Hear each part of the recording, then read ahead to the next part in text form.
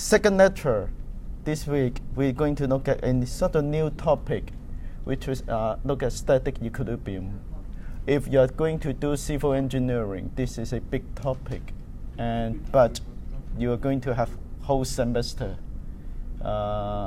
engineering mechanics, something like this, for the details of how to design bridges, how to look at the static structure, and what is the criterion, how to choose the materials. Now, this is I can only spend one lecture on this such important topics, but I also want to build this topic from something you already know. So if you look at, when I say you're standing in an elevator, ascending, it means if you are moving up at a constant velocity. If I ask you what's your resultant force acting on you as a particle, so what's the answer should be? 0, yes. So what makes you think this is 0? What is the most important key word? Constant velocity. So yes, you are in the lift, your friend is standing outside, and it doesn't matter, he will see you as a particle moving at constant velocity. Now, you know the gravity mg is always here, so there must be something from the floor to you, which is we usually say normal force. So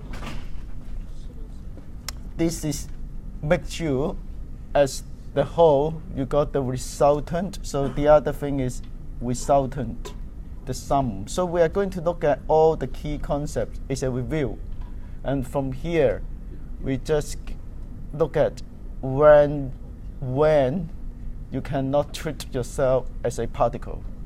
But we all know we have to make simplification. We simplify. The whole building you can see sometimes a particle, but sometimes not. So under what conditions you can think of your structure as a particle, but under what conditions you can't. Now, the key phrase in this is isolated a particles. So if you look at here, it just say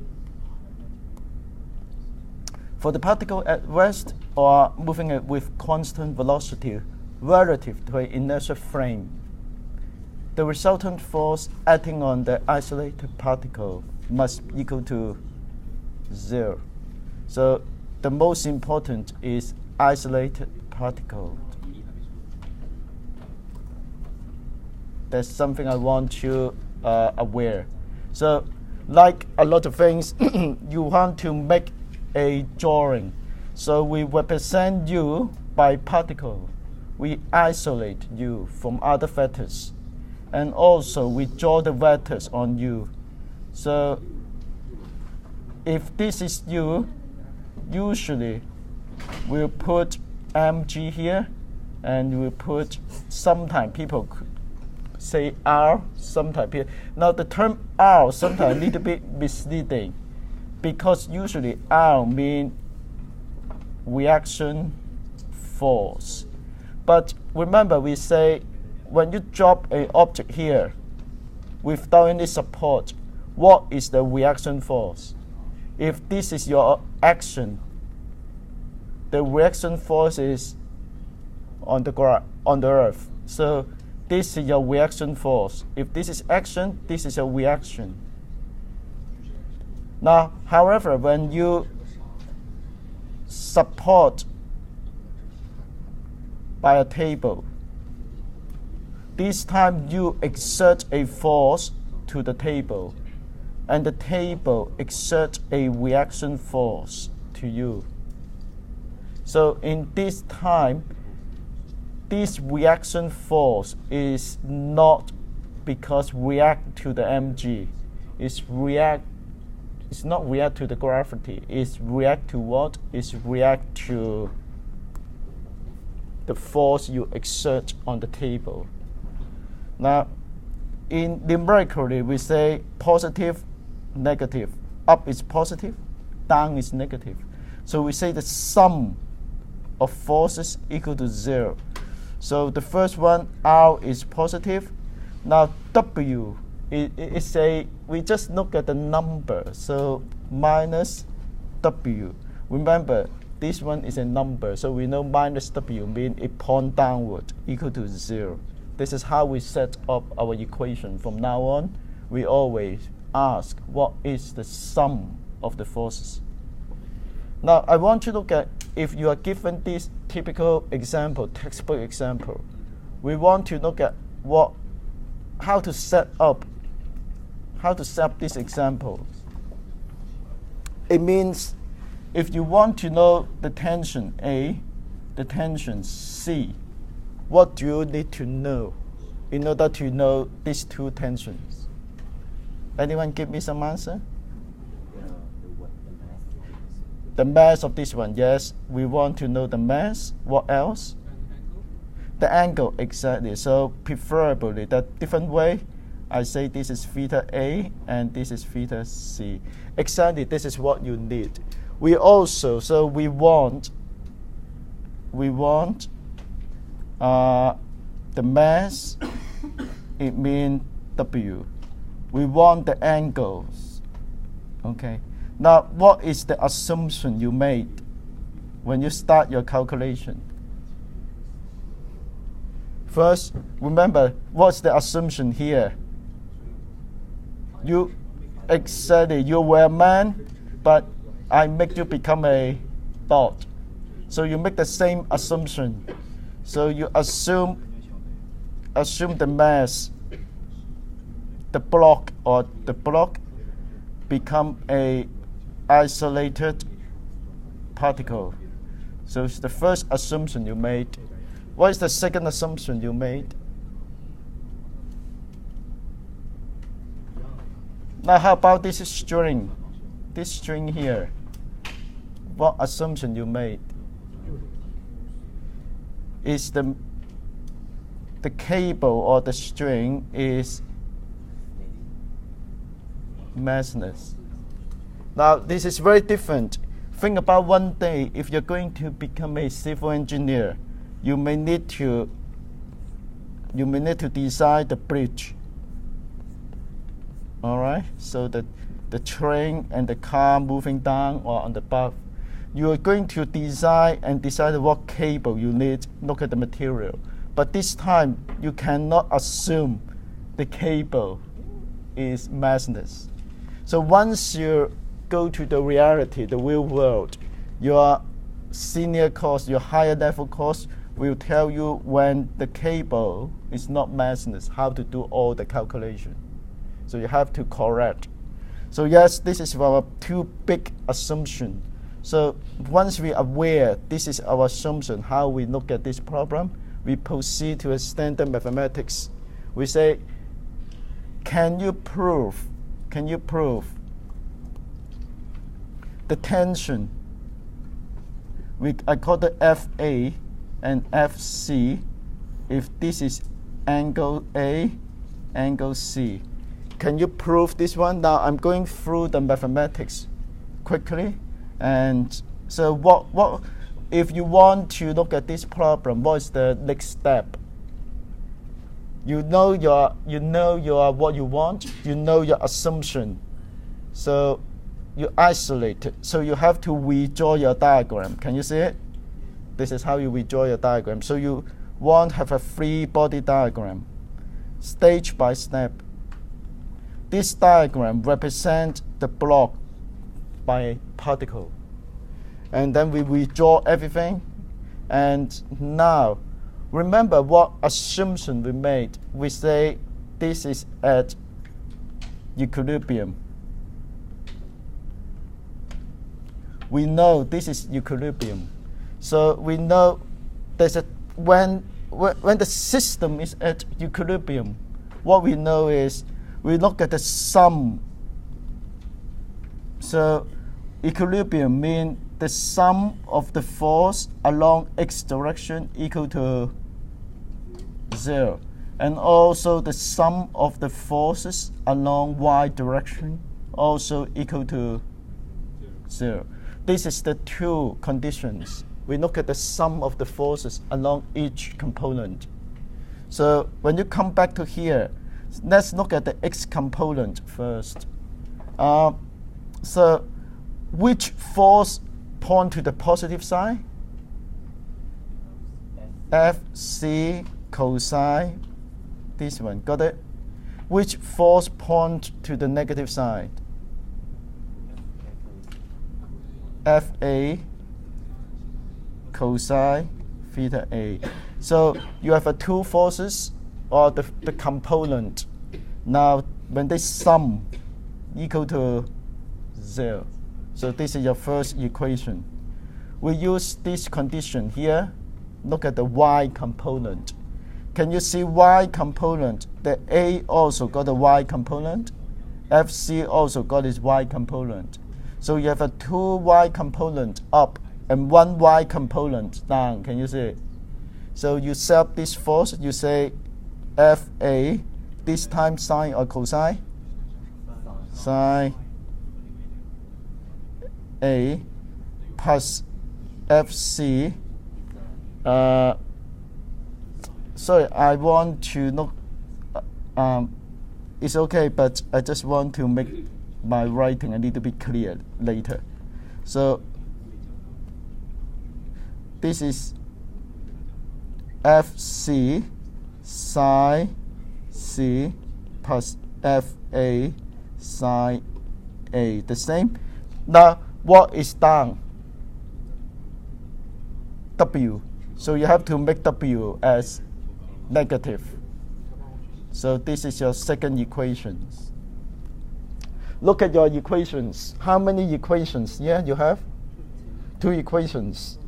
How many unknowns? What do you want to find anyway? Fa and Fc. So these two, they are our unknowns. So we have 2 unknowns and we have 2 equations. So therefore, how about the other part? We know theta, we know W. Now, I try to proceed the mathematics without number. Now remember, this is sort of skills. I always ask a student to try to, I know it's not easy, but try to do it. Now, look at here. If you try to eliminate Fa, can you see why? Because Fa here is negative. Fa here is positive. Can you see it? But can you see the coefficients are different? So what's the best way is you want to make the coefficient the same. In order to make the coefficient the same, this is cosine, this is sine. So you are saying is if I say 1 multiply sine this one and add 2 multiply cosine this one. Can you see it? Now once I do this one, I'm going to rewrite the equation here, and it seems Fc sine A cosine C minus Fa sine A cosine A equal to 0. Fc sine cosine C cosine A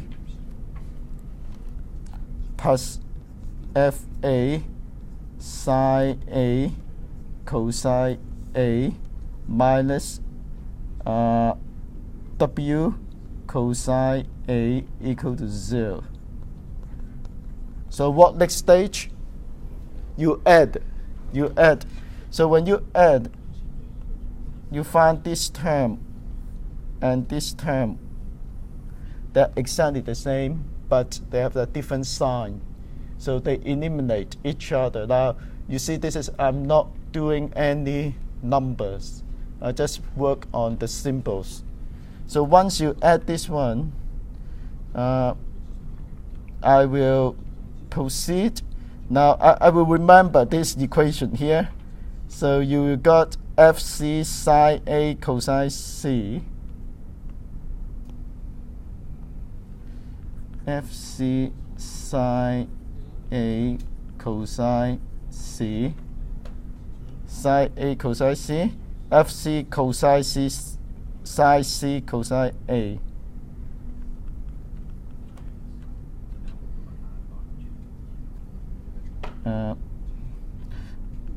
I use cosine A first and sine C. All right. Yep. Minus W cosine A equal to 0. Now I rearrange this one and I say FC I sine A cosine C plus cosine A sine C W cosine A. Okay, anyone spot a identity here? Sine A cosine C, cosine A sine C. It's sine bracket theta A plus theta C. So this simplifies our work. Don't forget our aim. Our aim is to try to find the FC. So this is cosine over sine theta A plus theta C W. Now deliberate, make this term here again. Why? Because we can look at the unit. This unit is Newton. This unit is Newton. How about this factor? This factor is a dimensionless. It's a number, right? Sine cosine theta, sine sum of the thetas. Also, with that, we want to look at what happens if theta increases. Okay, if theta increases, especially theta A. If theta A increases, what cosine theta A will do? Decrease or increase? Now, if theta A increases, cosine theta A will reduce. Okay?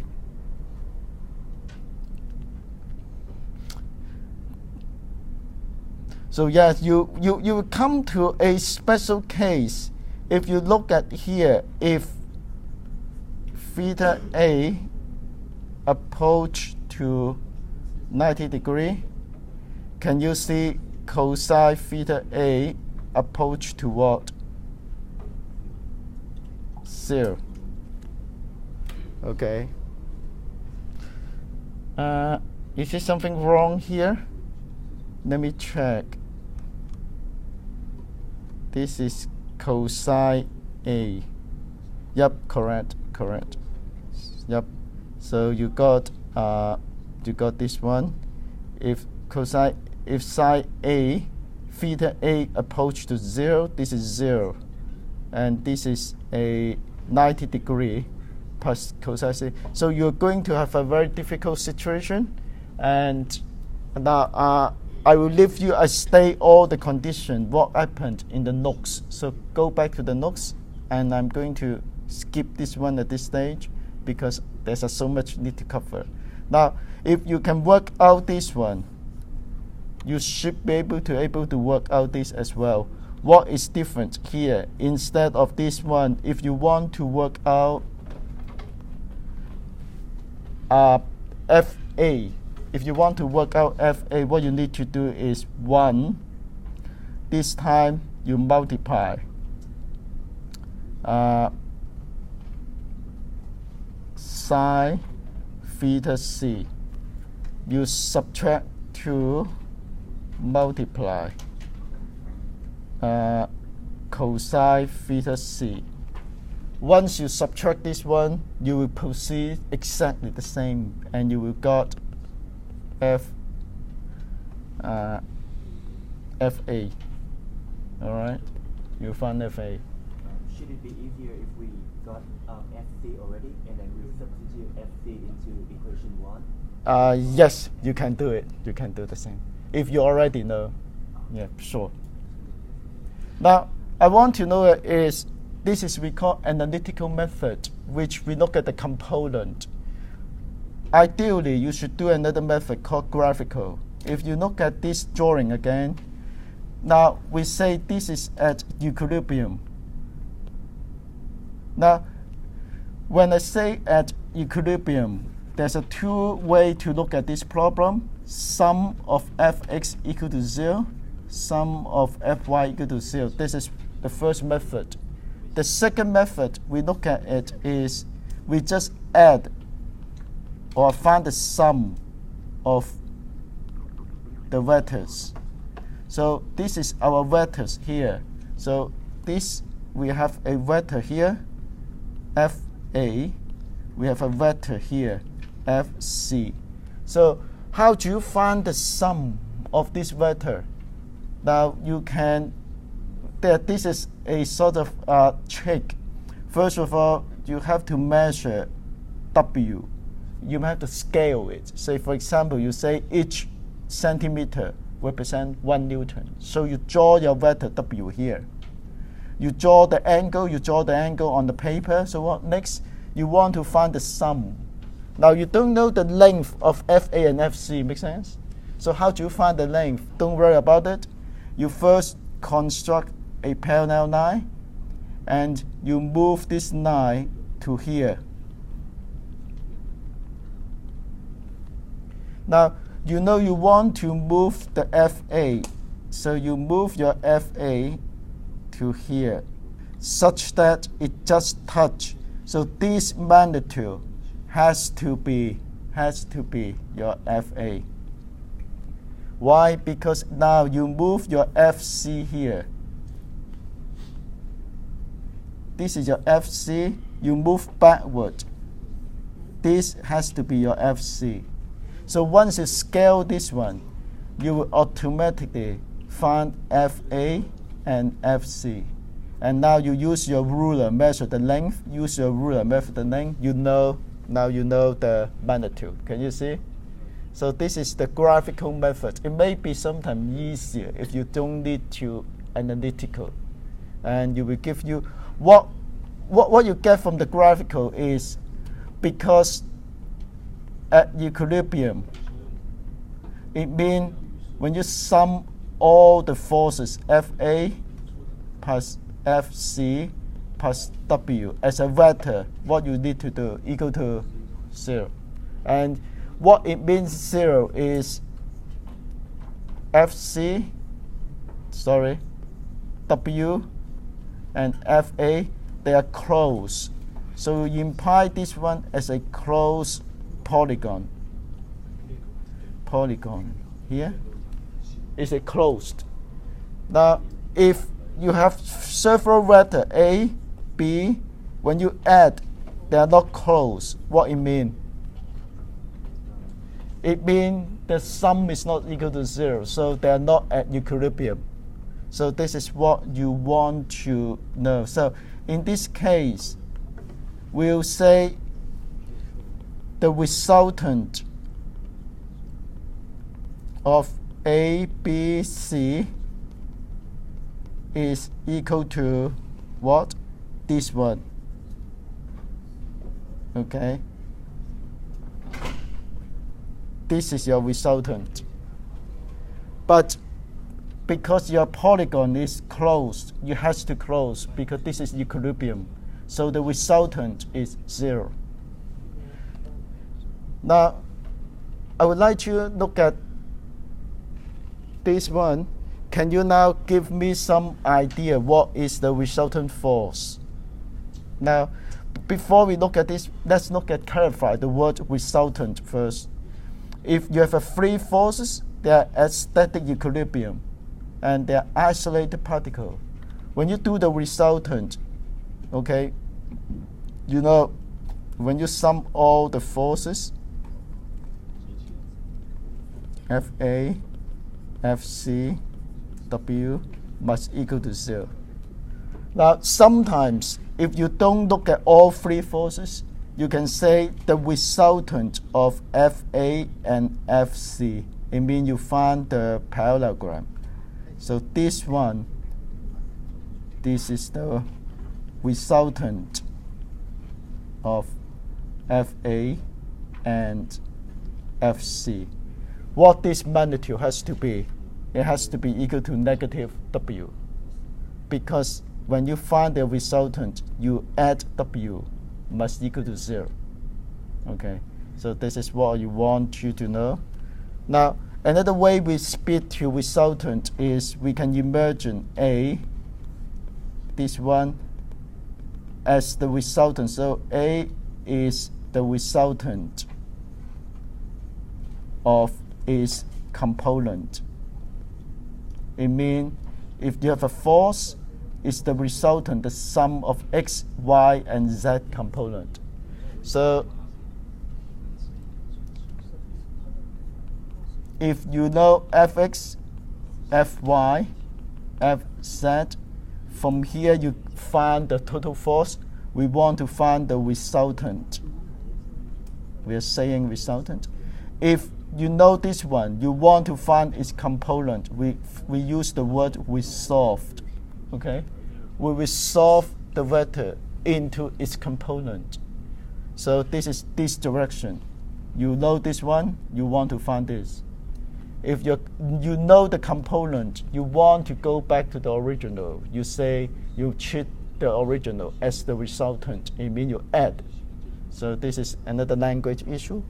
Now look at this example. If anyone can guess what angle roughly about, give a number. You need to learn how to make guess. Make it 30, yeah. 30 is a good guess. Make yourself easy. If this is what you see in the engineering, in the site, you guess it's about 30. Okay. Can you work on what is the resultant of these two forces? How do you calculate? 10 sine 30. So first of all, there's a y component. This is y component. They cancel out. They're roughly the same 10. So therefore, all you need is look at the x component. The x component is 10 sine or cosine this time. Look, sine, because you know this is 30 degrees. You want to find this component. So this is sine. So this is sine. So remember, it is not always x component is cosine, depending on which angle you know. It could be sine, it could be cosine. So in this case, it's sine. Sine 30 degrees. But you have two, F1 and F2, so you multiply 2. All right. How about this case? What is the sum of force? 0. How about this case? This is your y component. So this is 10 cosine 30 degrees, but you have 2. Okay, so I leave you work out the number. Friction. Now friction is something we always find it elusive because the magnitude of friction can change. So I just summarize what we need to do. And now if you have a force here, you have two components, x, y. So this is how you do the force diagram. You simplify your block by a particle. You apply the FA along here. You know the Fx. You know the W. You know the normal force. As I say, sometimes I prefer to put the normal force here. So it doesn't matter. My way is I prefer put all the tails at the particle. So if I draw this diagram, I will draw it like this. Can you see it? So this is FA and W. FF. Now, can I ask you one question? In this case, would you expect N equal to W? No, exactly. You see, because now you're saying is equilibrium. So if you look at this y component, the y component, you actually have what? N, this is plus FA psi theta. This is negative equal to 0. Can you see now N doesn't equal to W? What is the N equal to anyway? W minus FA psi theta. So the reason is simple. You have a string pulling this way. So you're helping this mass here a little bit up the force. There's a component, vertical component from the tension. So it means the normal force doesn't need to be as great as if without any string. In this case, it's less than W. How about here? What you get here? Let's look at positive. FA cosine theta, negative friction. Okay, so you have how many equations? 1 equations, 2 equations. How many unknowns do you have? Now suppose you know W. Usually this is what you know. You know W and you don't know N. N is pretty much very hard to determine. But you do know theta. Most of the time you know theta. You don't know FA. You also do not know the friction. So you have how many unknowns? 3 unknowns, 2 equations. So can we solve it? No. Well, yes. It's just we have infinitely many solutions.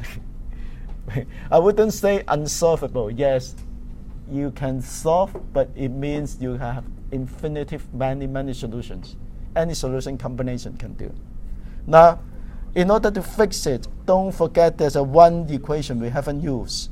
It's how the friction related to the normal force. Can you see it? And this is the last equation you need. So this equation is very important.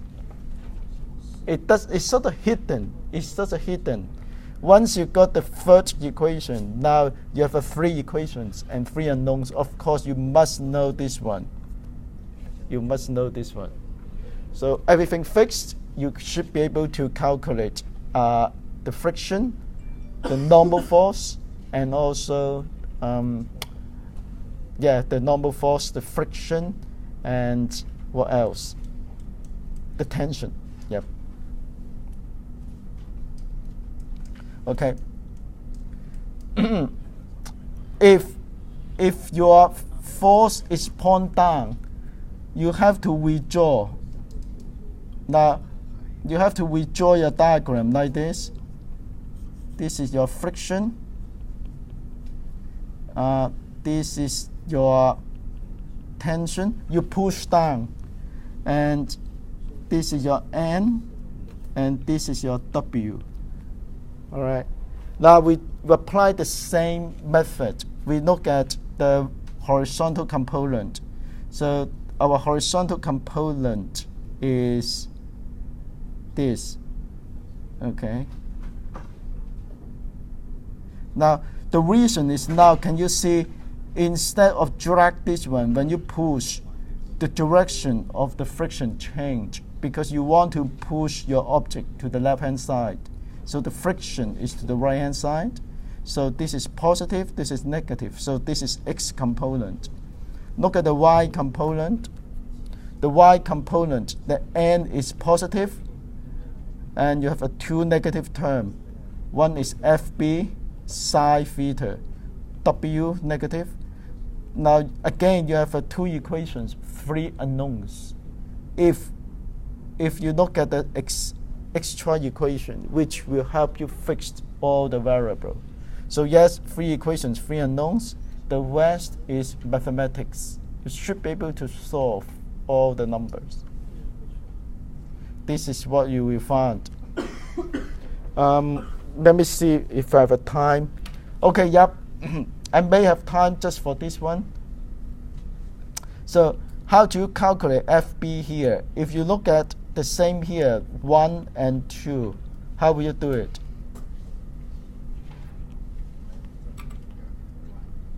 Any suggestion? How would you do it? How do you from this 3 proceed into here? Now the same thing, remember the trick here. I think what you can do is you multiply. Now let me see, look at here. You can substitute this one, and so you got the n here. You want to eliminate the n. So the most important now is you substitute 3 into 1 first. So you say FB cosine theta. The F is plus mu n equal to 0.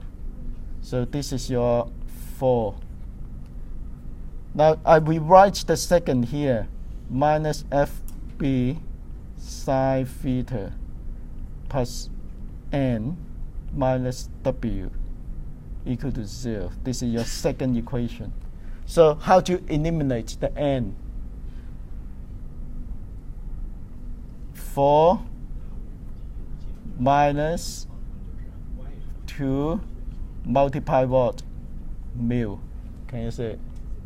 So you want to make this term mu. So you can subtract this one, eliminate this term. Yep, so let's do it. FB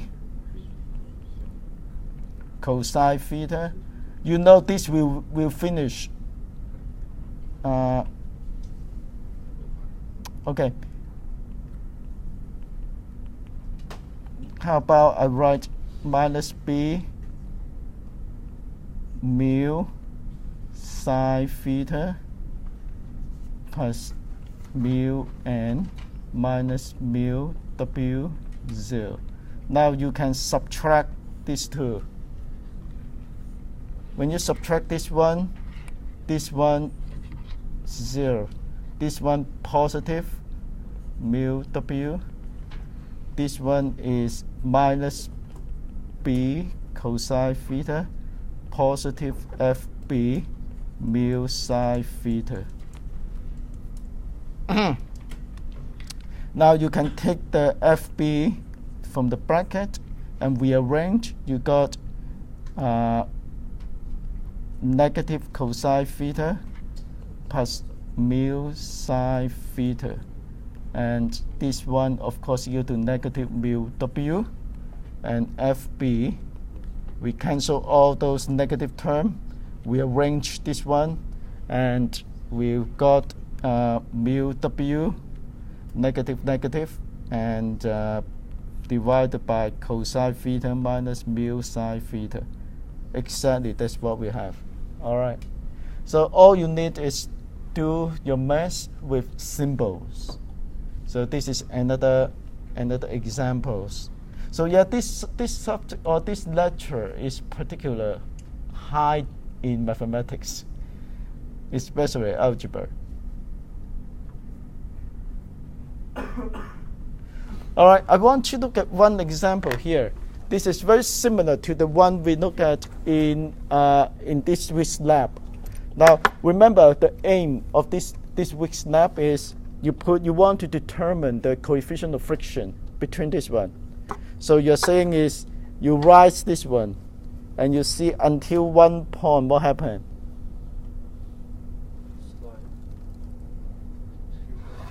It's like, all right.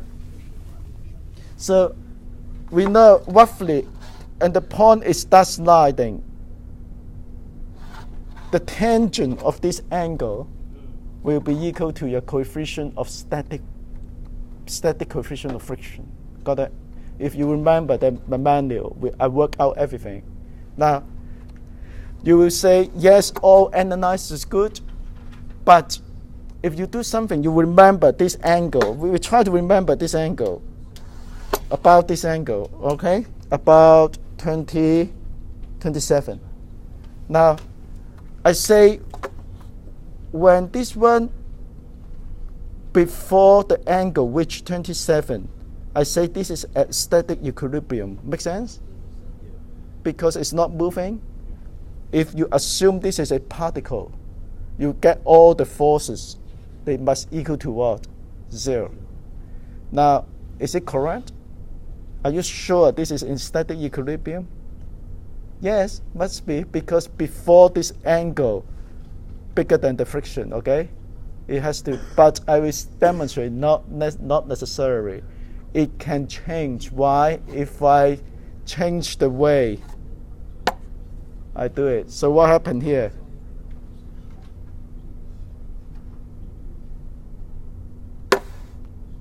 It flipped. So what went wrong in this experiment? You say if you assume this one as a particle, you should expect before it reaches 27, it should at equilibrium. But apparently now this is not at equilibrium. It flipped.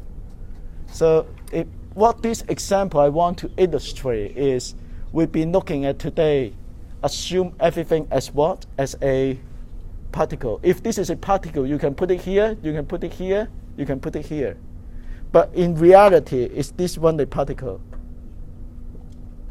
No, this is not a particle. So you must have something to understand if an object, if there's a real object, is not a particle.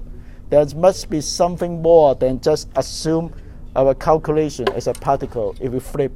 So what makes this flip is we call the torque. Therefore, I will skip all this. I found yesterday I won't have much time to the detail. You can read all those looks.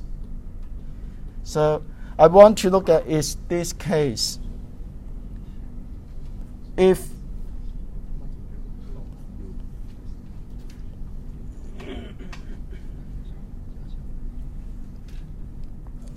your center of mass is within this region, you're pretty much safe.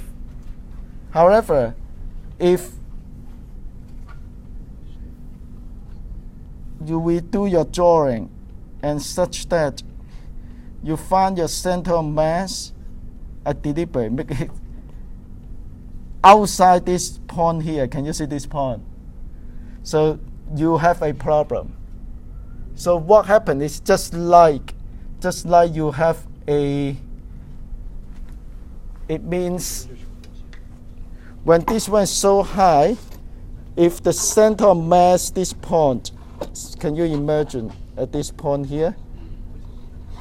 So what happened is this one like a door now, it become like a pivot.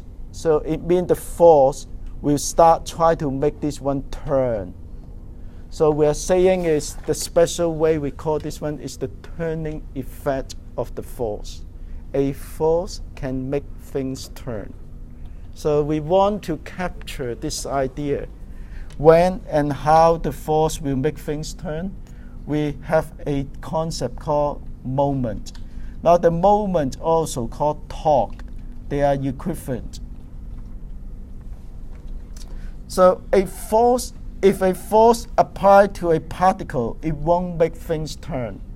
It just makes things what? F equal to ma, accelerate. Got it? So in order to make things turn, you must have a what? An axis. For example, if this is your axis, this is an arm here. If this time you apply a force from a distance r to the axis, so the axis is point upward, it's point to you, what happened? You make it turn. Can you see it? Now, this is what we call the turning effect. We are talking about the turning effect of a force. So if we look at here, we say if this time it's not just the force important. For example, I give you one example. If this is your axis I say again, you're looking at your axis pointing toward to you. If this is 10 Newton, if this is 10 Newton, is it this at equilibrium? Yes.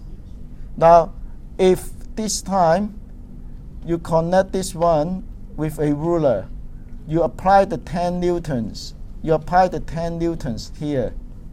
If you just you assume this one a particle, you will say no, this is still equilibrium, but you know, it's just like if you have something here, if you make 10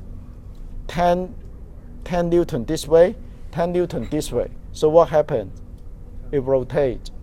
Exactly. So therefore, the sum of the forces equal to 0 doesn't guarantee equilibrium. Make sense?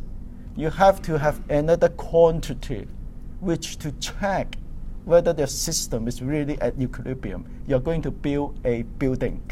You don't want your building fall. So what is the quantity? We call this one torque or moment. So we have to define what is a torque and what is a moment mathematically, and use this one to make another criteria whether your structure or system at equilibrium or not.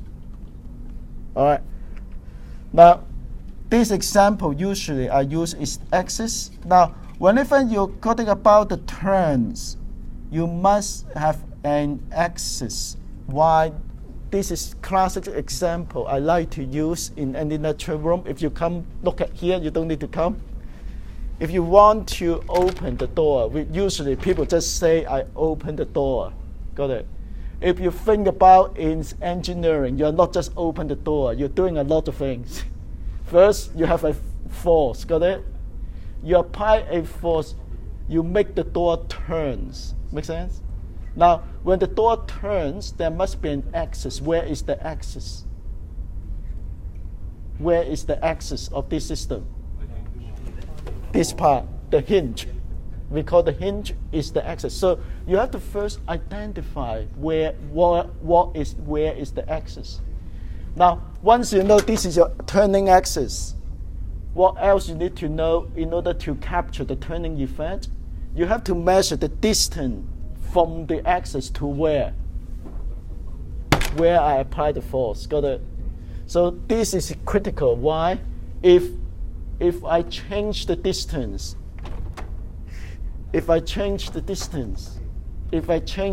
shorter, what is the turning effect for the same force? Is it harder? Harder? Very hard? And nearly impossible now. Yeah, so the distance is critical. If the distance is 0, it means if my force is passing through the axis, can I make it turn? No, I can't. Now, the second thing is the angle of my force. I know if I want to open the door, I always want to keep 90 degrees. Will you try to open the door from this angle? No, you won't, because you know it is pretty much very waste your effort. So all this we want to combine into one mass formula. And the mass formula is we define so-called the torque. A torque actually is a vector. Now I'm going to do a bit of math. It's defined by R multiply force. We call this vector product.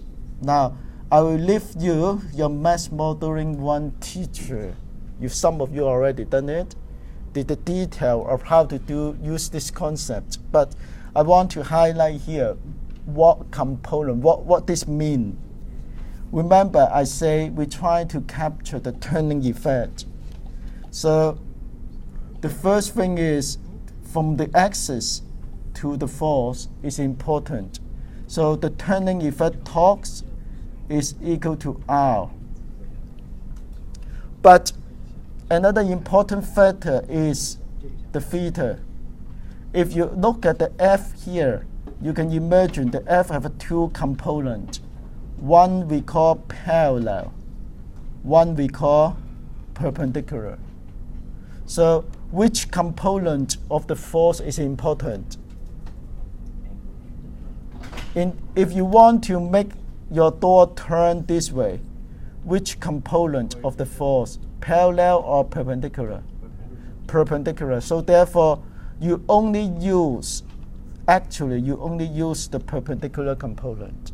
This is how we defined. Now, however, how do you calculate the perpendicular component? R, which is your original force, psi theta. The psi theta, this is your theta, is between this R and your force. So this is one way you can think of this problem. And if you know the mass definition, the cross product, R cross F, the magnitude of this one is R magnitude, F magnitude, and psi theta. Well, you got it? So this is what you're exactly doing. F psi theta is the vertical component. Now, another thing is the sign. Now, torque or moment actually is a 3D concept. This is harder, very hard. But if you just look at a simple case like it is the axis pointing toward to you, so you can always use clockwise or anti-clockwise to define the torque. Think about this case here. If the axis, if you look at this system, this force try to make it turn this way, so clockwise or anti-clockwise? Anti-clockwise or counterclockwise. We call this torque positive. The same here, because the component is here, this is positive. Now, if you have force here, this is your axis, so this torque here is clockwise, and this is negative. So you will have positive or negative torque, depends on clockwise or anti-clockwise. Now, I want to develop a little bit further. Now remember, you can look at the torque. We say torque is equal to R from the axis measured to where you apply the force, multiply the perpendicular component, and you can use the mass and say this is so-called F psi theta. Now, I want to look at from another angle, which you see this is how you apply the force. Can you imagine actually you are applying a force along a line, an imaginary line? Now we call this imaginary line, we give a name called the line of action. Okay. What I mean is, if I try to keep this one by pushing here, the imaginary line is all the way along here, got it? This is my line of action of this force. Okay? If my force, I put it up here, what is the line of action? Straight line. If I put it here, line here, go straight here, what's the line of action? Horizontal. So the line of action is an imaginary line. You imagine happen in this one. Extend from here backwards. Now this is important. Why? If you look at the line of action, if you connect your axis, can you see if you have a dot, if you have a line, we can find so-called the shortest distance. Make sense? So if I give you a dot, give you a line, can you draw the shortest distance between the dot and the line? Is it this one? No. This is the one. Why? Because this is the 90 degree. We use the same concept. We start from the axis, draw a line. This is 90 degree. Now this line, we call the R perpendicular. Why? Because this is the R to the shortest distance, I mean to the line of action. Okay, so we want to connect this one. Now, if you know this is theta, you know how we define theta. So what is the R perpendicular? Is R sine theta. Can you see the trigonometry? Now, what you're saying is you can redefine torque as R perpendicular F. Why? Because R perpendicular is R sine theta multiply F. Can you see this is exactly the same definition? So therefore, we can look at torque. I think this is something you may or may not aware in high school. You may know this one in high school, but make sure you also now you're aware there's another way to look at torque. Is you use the force, whatever force you apply, you construct your line of action, and then you find the distance from the axis to this line. Use this distance and multiply this force. That's all you need. Now, you find this pretty handy way to solve problems. Actually, it's a good way. So we're going to work through 2 or 3 problems. There are so many problems in these lectures. And to demonstrate how to use this principle to look at the equilibrium problems.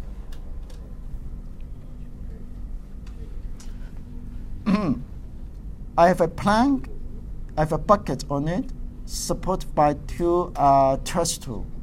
Now trestles, it just means a supporter, a pivot. Don't need to worry about the word. What force does each trestle exert on the plank? Now, the plank is just like a beam, but it's like a board. All you need to do is, this is the wheel. I call this wheel diagram. You transfer your wheel diagram into a force diagram. Can you see the key? Always do the force diagram. Now, this is your plank here. What this force represent? Can anyone tell me? What this one represent? The gravitational force. Yep. The weight of your plank. Why I put the dot here? Why I put the arrow here? What assumption I make? Exactly. I make one assumption. I think the gravity is acting on the center of mass of this extended object. Got it? So it's always the first thing is find the center of mass. Now there's a whole heaps of technique how to find the center of mass of a irregular or regular object. This is pretty. We don't have much time to look at these problems. Anyway, this is your center of mass. So I already represent the plank with 1 dot. Does it matter? How about this one represent what? The bucket. So they're both down. Makes sense. How about X and Y? What XY means? XY is the force exerted from here to here. So we can think of this your reaction force.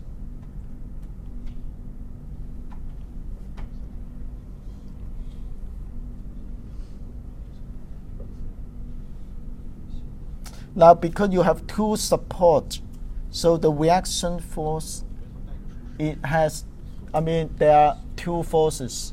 One is called X, one is called Y. Now, they may or may not be the same, so we are not allowed to assume they are the same. So that's why we have to determine. Now, this is your force diagram. Now, what next? So wheel, force diagram. What next is we call the tick moment. Now, this is very tricky. Look at my pen. This pen is supporting by my 2 fingers. Got it? So is it this at equilibrium? Now, so this, if I withdraw one of the finger, what happened? It dropped. So can you see, if I don't have this supporting force here, it will rotate. Or can you do it imaginary, another way around? You can imagine this supporting force try to rotate this one this way, because I'm supporting it. But so this is R, this is force up. So you have a clockwise. You have a clockwise moment. Okay, but it must be balanced. Otherwise, my supporting force will try to turn it. So what moment balance this one? The mass. Yeah, the mass. So the center of mass here. So there's another R here. So it will produce a counter moment. So you will now. What I want to say is you have to imagine this like a axis. This like an axis. If I withdraw my support here, it will rotate this way because the center of gravity. If there's no center of mass, this supporting force, you will try to rotate this way. Got it? So can you see this is a axis? Now, can you see you don't just have one axis? Can you imagine this one is an axis as well? So can you see there's at least two axes you can imagine, even though it's not turning. Even though there's no real axis. It doesn't like the door. The door here, the axis is real. But when I support the plank here, these two axes, one here is not real, but you have to imagine as if. Why? Because when I withdraw this one, it does turn. It becomes an axis. When I withdraw, when I eliminate the center of mass, this reaction force does try to make it turn this way. Got it? So this is really an axis. So this is the key conceptual development. You have to imagine your system has a lot of axes. It just you cannot see it. But this is what we're going to do.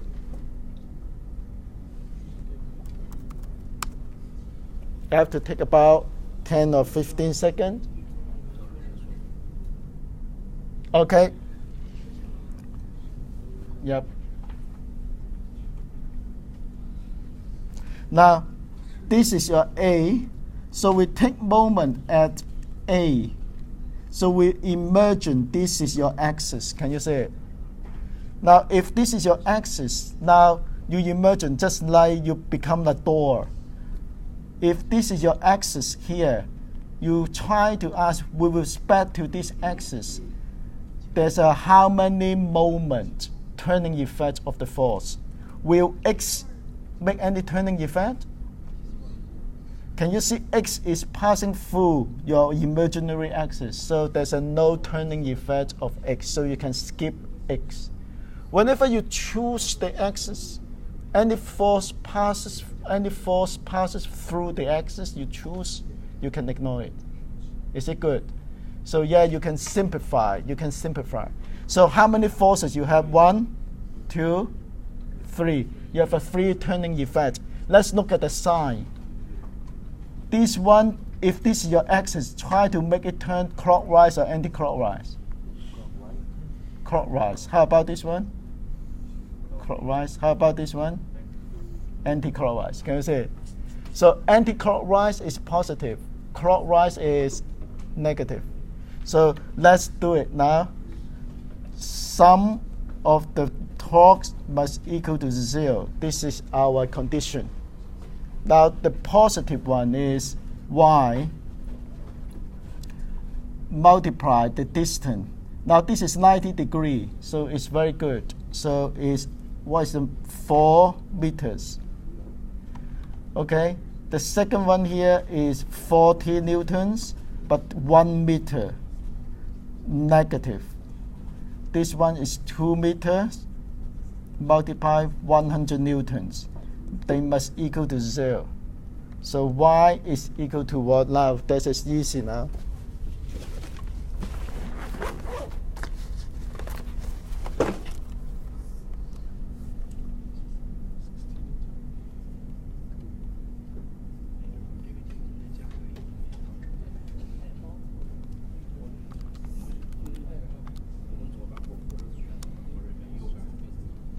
$60 newtons.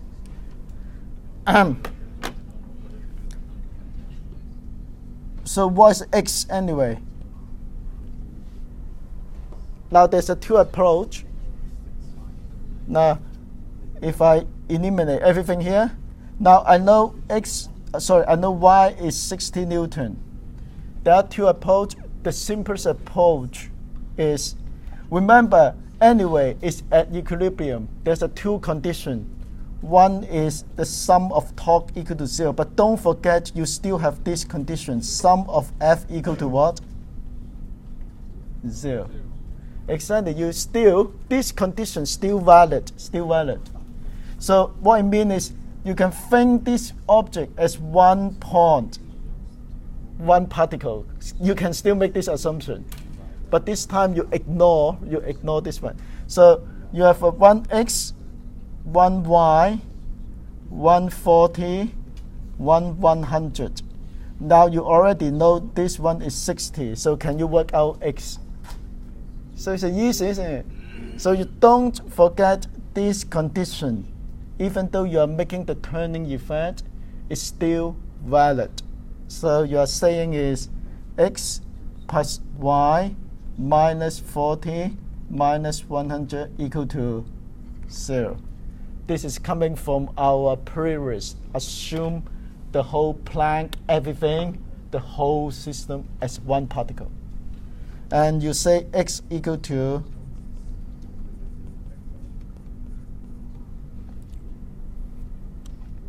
is 80. So this is the easiest. However, you say we make this one as our axis. When I approach this problem, can we do it alternatively? Say, make this one as your axis? The answer is yes. And I'm doing quickly now. Now, if I take B as the axis, it means I will take moment about B. This is B. Now everything changed. The y passing through B, so there's a no turning effect. So look at here. The 100 Newton try to turn this way. This is your axis here. So this is positive and negative. Positive. This one become positive. This one become negative. Yeah, so this is how we change. So we'll say, look at the distance here. 2 multiply 100 plus 3 multiply 40. The negative one is negative 4 multiply x must equal to 0. We are using the sum of torque equal to 0. Now to solve this problem, of course, and this one is 200 plus 120, and this one is 4x.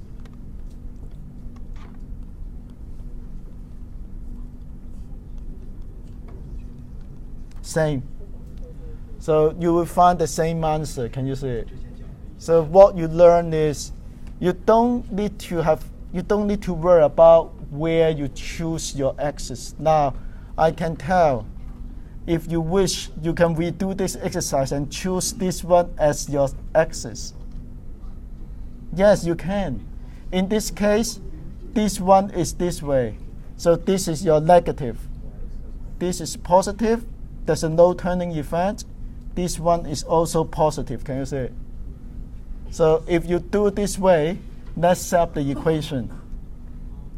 The positive is y 2 meter y, and what is positive? This one, 41. The negative is x multiplied 4 equal to 0. So this is sum of torque equal to 0. You can still use sum of force equal to 0. Why? X plus y minus 40 minus 100 equal to 0. So two equations, two unknowns. Let me see. Y, because this is your axis, 2y 2x, yeah, beg your pardon, 2x. This is 2x.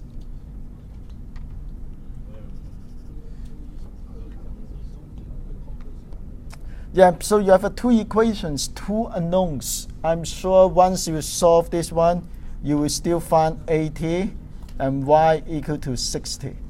For sure, for sure. So you see, what you learn in this example is there's no fixed axis. If there's no real axis, you can actually, if this is at equilibrium, you can choose whatever point as your axis, imaginary axis. You can even choose this point. You can choose this point, even there's nothing here, if you wish. All right? Now, I will leave you to this one. I think I have only time for one more examples. I think I want to look at this example, this particular one.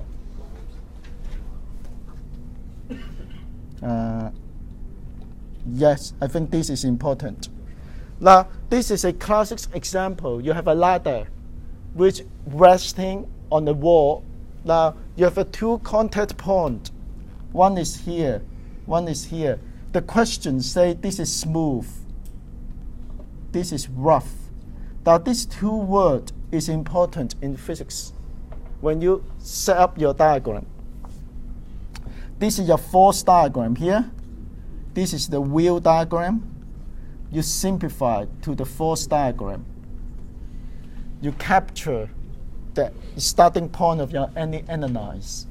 Now, look at this contact point. Because this is a smooth, you have only one force, which is perpendicular. So this one here is all about 90 degrees. Why? Because there's a smooth. Now, at this point, this is your center of mass of your ladder. So this is W. This point, it has two forces. One is the reaction force is always. Now, this reaction force 90 degrees from the object, from the wall to the object is always. That's what we call normal. Normal means normal to the surface. Now, you got an extra because this is rough. This is a friction. Now, why the friction is this way? Can you emerge? Can you sort of have an imagination? Now, if this is my pen resting here, if there's no friction, what happens? This pen will be? It will do it like this. So it means at this point, the friction has to be this way. So the friction is inward. Now, I will ask you one question. If this is not smooth, there must be friction. How will you draw the friction? Up or down? Think about if this one here, if there's nothing here, no friction, it will come this way. So it means the friction has to be up. Exactly. If there's a friction, the friction will be up at this point. All right. We want to set up everything. Now I want to set up the the equations here. Remember, I say you can take moment at any point. So which point is the best point you choose when you look at this problem to imagine your axis? If I say this is A, this is B, and this is C, which point you should choose? Or someone even choose D. You can. You don't need to be on the object. You can be any point. I say again, any point, because they are at equilibrium. So strategically, either A, because you have a force passing through A, you can eliminate the turning effect for F, okay? But how about B? It's even better. But remember, if you choose B, you mean you cannot work out F. Don't worry about it. We do it one by one. First, let's set up the first condition of equilibrium. The sum of force equal to 0. Remember, this, it just means you ignore this is a ladder. You think of the whole system is a pond. And then the forces, they're all squeezes into the pond. So you have F here.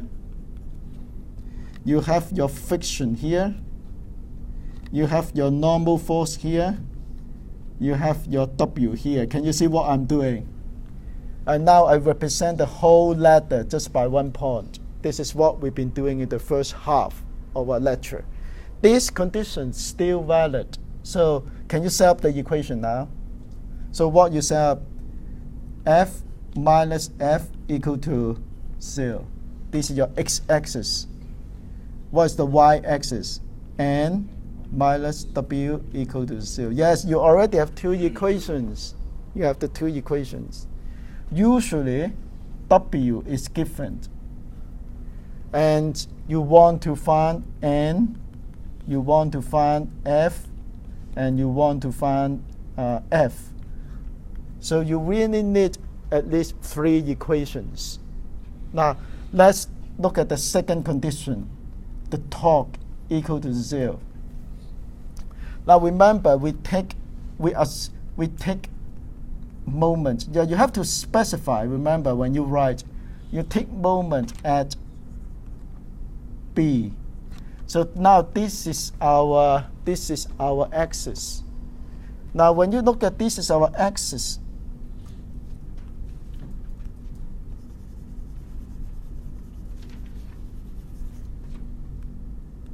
Now let's imagine now N and F, you don't need to worry because the two forces pass through the axis. No turning effect. How about the F? The turning effect, it means the torque produced by F, positive and negative. With respect to B, positive and negative. Can you see emergent? Positive, yeah. You have to do it like this. Can you see how I do the decided positive? How about the W? Negative. Can you see it? So W is negative, F is positive. Okay, now remember there's another way to analyze this equation, which is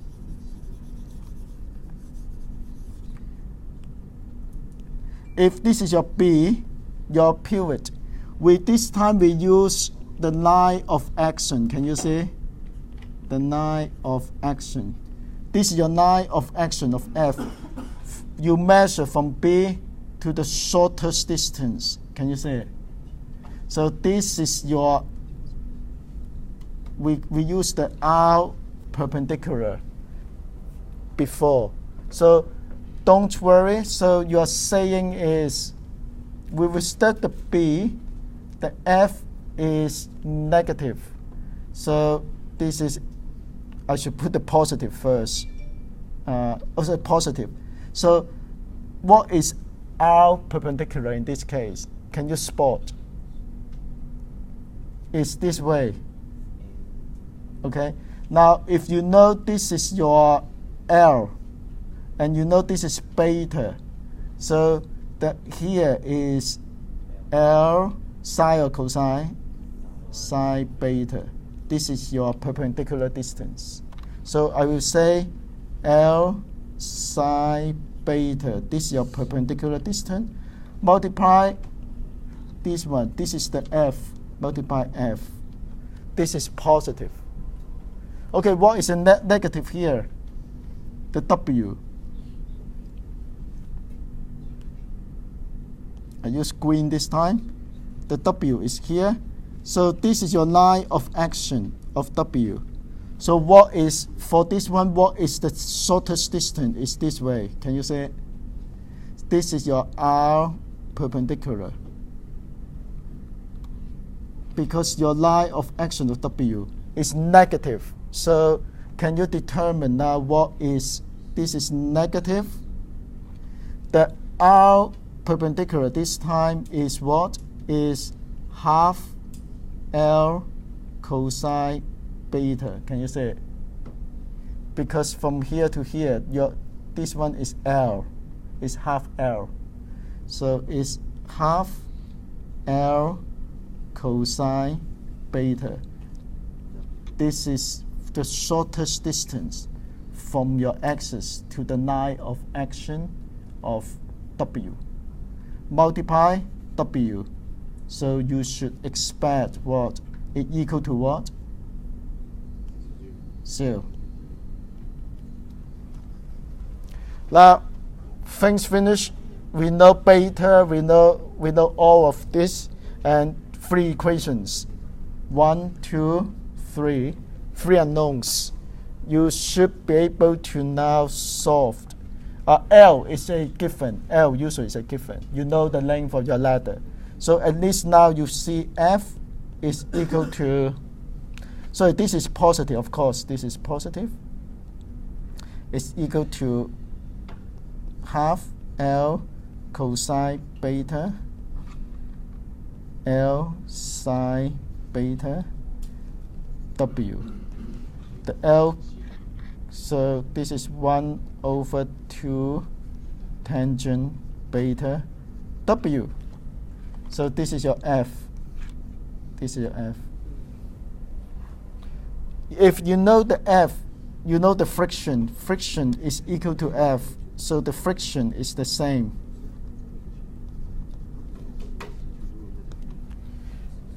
How about the N? The N is equal to W. So N also the same.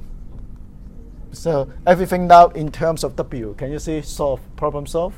And the important thing is, does L come into the solution? No, it doesn't. Now, before we stop, I want to look at one of the multiple choice questions in your revision. I want to explain a little bit. This one. You will see this one in your revision. Now, it say, remember I say, if you have a structure such so tall, you expect what happened here, the center of mass here, it will total because it passed through this point. This is the critical point. So if you have a structure like this, the center of mass is here, is safe because the center, because it won't turn your objects. So the critical point is what? The critical point is here. It is when you have the critical point is your center of mass along this point. Got it? So if this angle increase a little bit, this one will shift this one. It will fall. If this angle less than is safe. So this is the condition. This is the condition which you have here. Now, how do you represent this condition here? This is theta. Can you see the geometry here? This is 90-degree theta. This must be theta as well. Can you see it? So this is the theta, the same angle, this one. So because this is a how to say, I'm not drawing this one correctly. So this in the extreme case, in the homogeneous, so if this is angle, this is A, B, C. So the condition is tangent theta equal to BC over AB. You should also compare tangent theta, the other theta, equal to mu, the sliding. And you look at which one is bigger. Now, if, for example, if you calculate this one, and you find this is equal to 50 degree, if this one is equal to 45 degree, what it means? It means your object will start sliding before it fall. Make sense?